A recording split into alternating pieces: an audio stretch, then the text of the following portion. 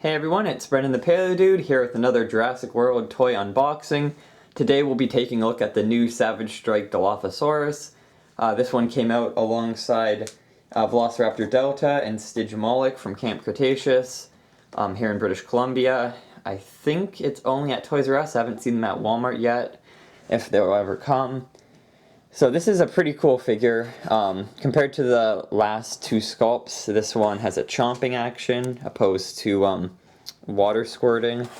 So you pull down on up on the tail, and the frills pop out, and the mouth opens. It's kind of funny because if you take a look, the lips cover up the teeth, unlike on other figures, and it gives it a kind of goofy look to it.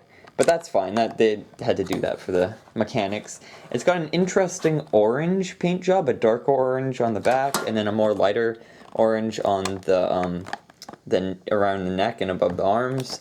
The toes are unpainted, of course. The arms are on ball joints. They seem to be the same ones as on the purple Dilophosaurus. Let's see, maybe a little bit more chunky. Actually, no, yeah, they are a little different, okay, I think. And it seems like it's well balanced. I'll have to take it out of the package and see. What's interesting about this package is they've got this kind of cutaway section for the frill. I guess either for the action feature or just in case something happens during shipping. And on the back it shows the action feature with the frill popping up. And the jaws opening and closing. So let's get this sucker out of the package. If I can find my scissors. Boop. And one more. Come on. I think cut all the way through. There we go. So let's see if the head sculpt's definitely different. You can see the mouth fully closes, and then on the other ones the teeth are kind of out and can't really close. Definitely has a new head sculpt compared to the other two.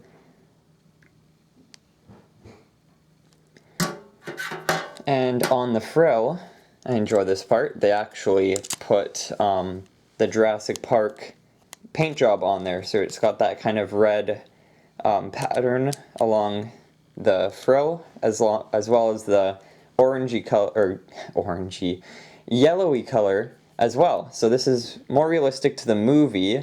Well, at least the frill is, the back really isn't. They kind of had some creative liberties with that.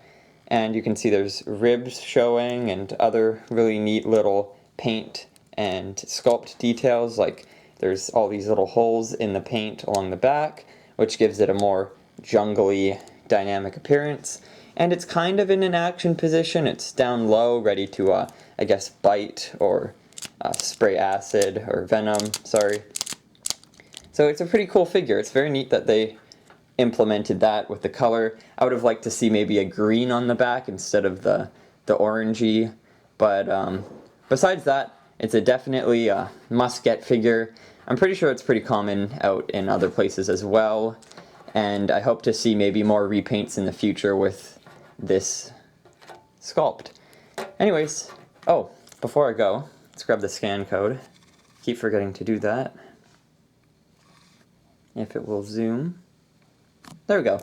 Okay, hope you guys enjoyed, and I'll see y'all in the next video. Bye-bye.